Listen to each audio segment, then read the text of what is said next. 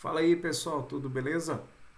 Então aqui, ó, tem a nossa prova com 3 perguntas e eu vou fazer o vídeo aqui, ó, para mostrar a resposta rapidinho das 3 perguntas. Vocês pegam aí no ar, façam um mapa mental a partir desse vídeo aqui para vocês ir pegando a ideia essencial aí para vocês estudarem também para amanhã fazer uma resposta top lá e aumentar a nota.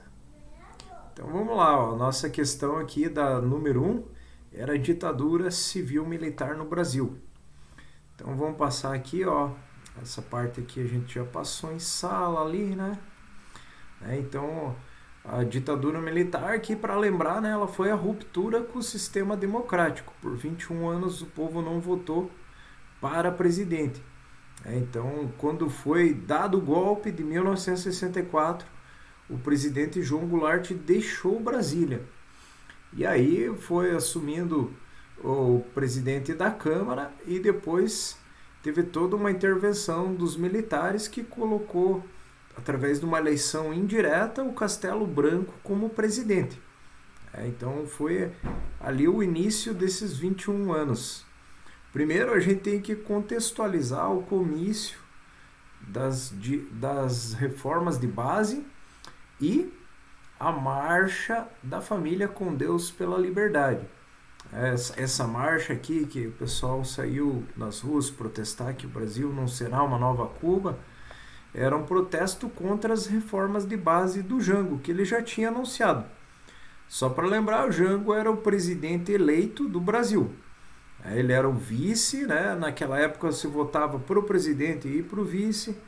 Então ele era o presidente eleito. O Jango não era ditador, como teve gente que confundiu e colocou na prova lá. Então vamos pegar lá, o Jango presidente eleito do Brasil. E o Jango anunciou as reformas de base. Então aqui tem todo um material que vai servir de base para vocês no link aqui, ó. Que está junto aqui, ó, na atividade, ele tá esse material para dizer o que eram as reformas de base. É importante vocês pegarem cada uma delas ali e colocarem para fazer uma boa resposta, né? Um bom texto escrito lá. Então são 3 perguntas, são 3 textos que vocês vão fazer.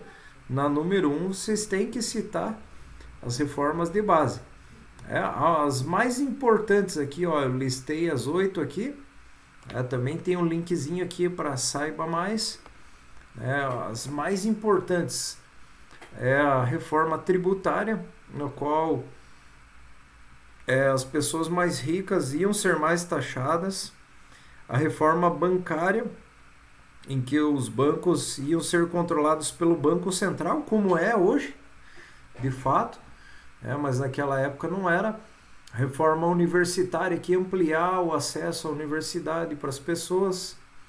E aí citar aqui, além da reforma urbana, a reforma agrária, que era uma reforma agrária assim, no sentido de dar um título de propriedade para as famílias, desapropriando, indenizando terras improdutivas de grandes propriedades.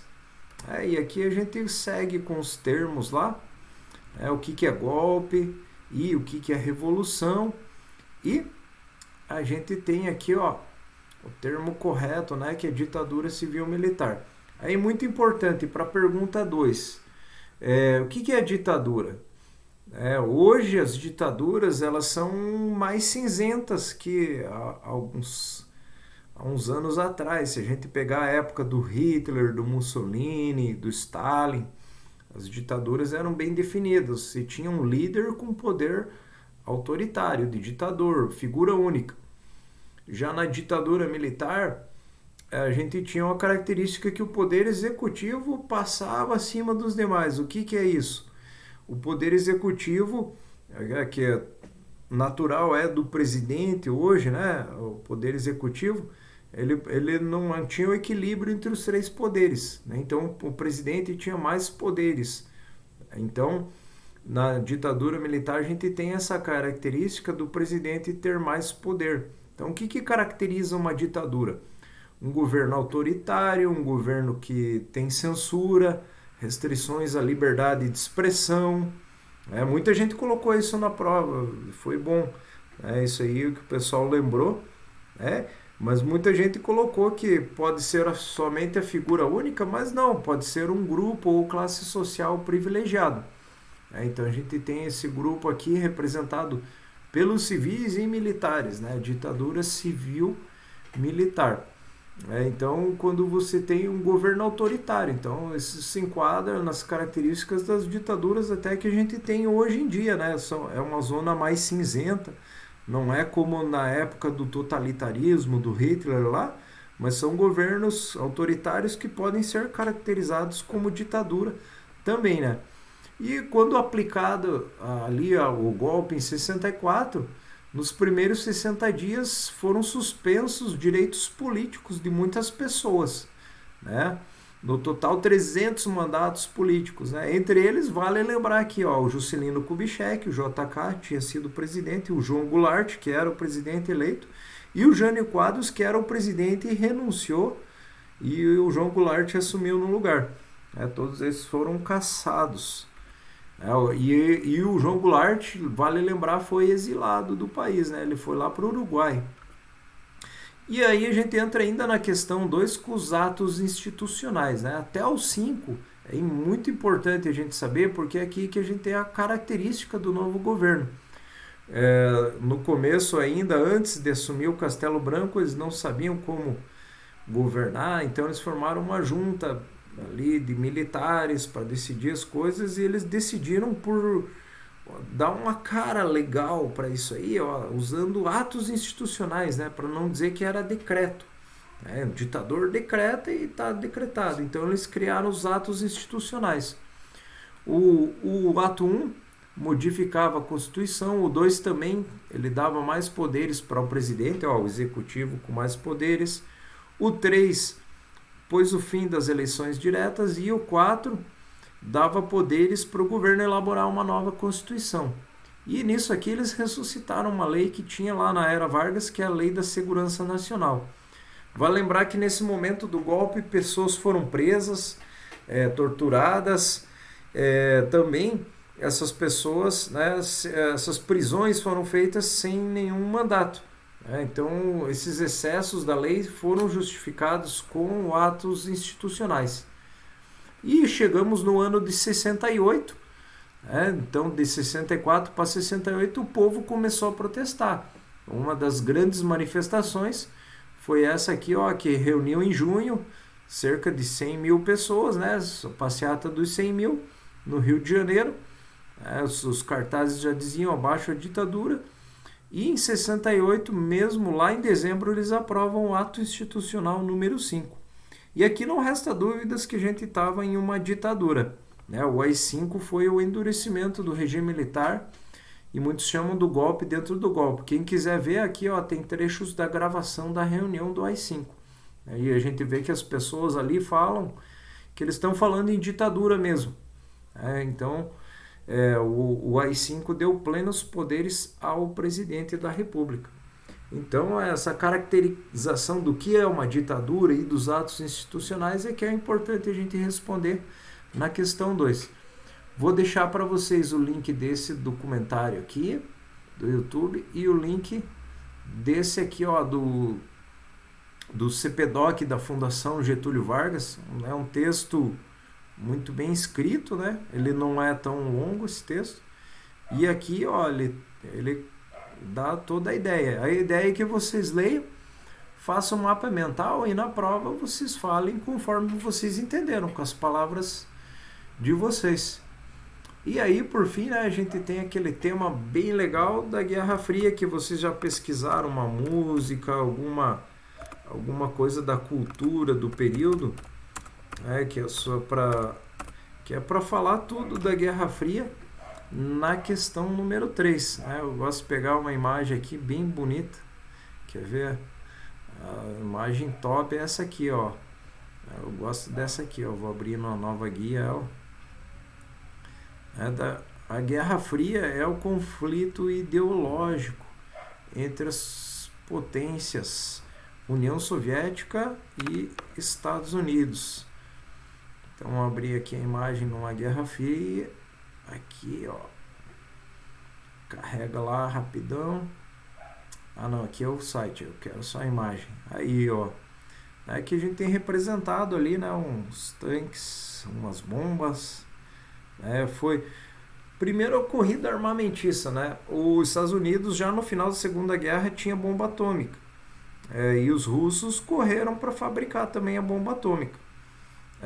A ideia não era lançar bombas atômicas e destruir o mundo, né? Mas mostrar o seu poderio bélico, né? E forçar outras nações menores a se enquadrar ou na ideologia capitalista dos Estados Unidos ou na ideologia soviética ali do comunismo. E junto com a bomba atômica veio a preocupação e qual míssil lançar a bomba. Aí deriva a corrida espacial. Corrida espacial, ela possibilitou desenvolver não só para o homem chegar no espaço, né? Se a gente pensar, a União Soviética levou o primeiro animal para o espaço, né? O primeiro satélite em órbita foi a União Soviética que pôs. O primeiro animal no espaço foi a cadelinha Laika lá. Muita gente não sabe, mas eles mandaram inúmeros outros cães para o espaço também, né? Coitadinha dos bichinhos.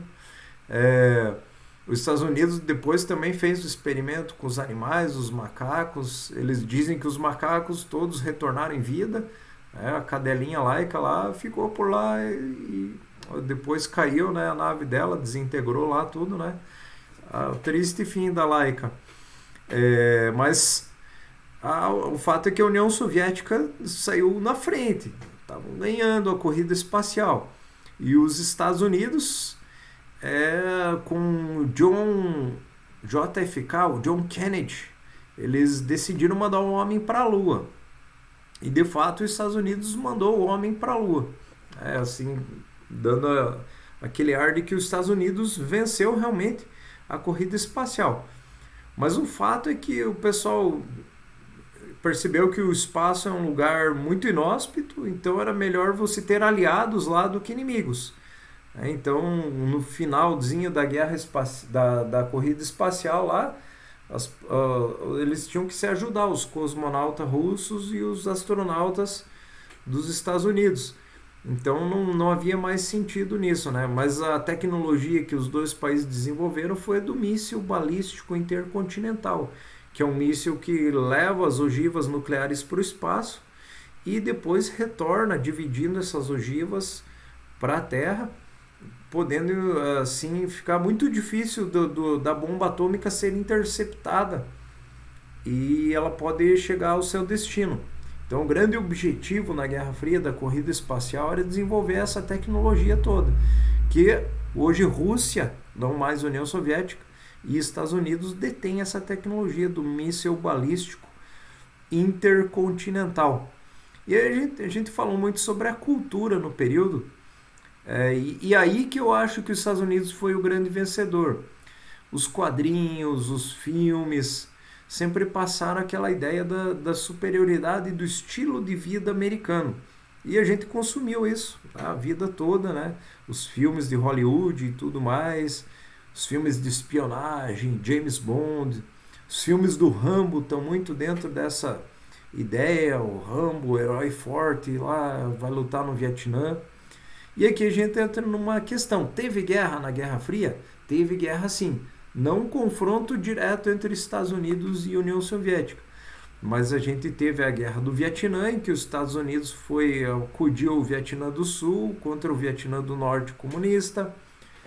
O comunismo, né, ele se espalhou pelo Vietnã, Laos, Camboja, Coreia, e aí a gente tem a Guerra da Coreia também, né, em que os dois lados apoiaram ou a Coreia do Norte com o socialismo e a União Soviética, ou a Coreia do Sul junto com os Estados Unidos, né? Bem curioso lá, tem uma zona que corta as Coreias lá de 4 quilômetros, que é uma zona desmilitarizada. Até hoje as duas Coreias é uma consequência da Guerra Fria. Então, teve guerra sim na Guerra Fria. E uma coisa curiosa a falar, né, é que Cuba passou por uma revolução durante a Guerra Fria ali em 59 e Cuba veio se alinhar com o lado da União Soviética. E Cuba é um vizinho dos Estados Unidos. Então ali configurava um período. Teve até uma crise dos mísseis em Cuba lá, em que chegou um navio soviético lá e supostamente haviam ogivas nucleares lá que a União Soviética estava mandando para Cuba. E esse período ali, o mundo ficou muito tenso. Acharam que ia acabar o mundo. Ia começar a guerra atômica. Foi um dos momentos mais tensos de toda a história da humanidade. Então, ali para falar da cultura no período, vocês vão falar do quadrinho que vocês pesquisaram ou da música, mas aí que no campo das artes é interessante, porque os Estados Unidos conseguiu espalhar através da cultura o estilo de vida americano para boa parte do mundo. Os Estados Unidos teve o seu papel aqui na nossa ditadura militar também. Então, é, se você chegou até aqui no vídeo, ali no comentário da atividade, mande lá Operação Condor, que foi a operação da CIA dos Estados Unidos para a nossa região aqui da América do Sul, onde eles controlaram tudo. Se quiserem deixar alguma dúvida nos comentários, deixe lá. E eu acho que vocês vão fazer uma boa prova amanhã. Valeu!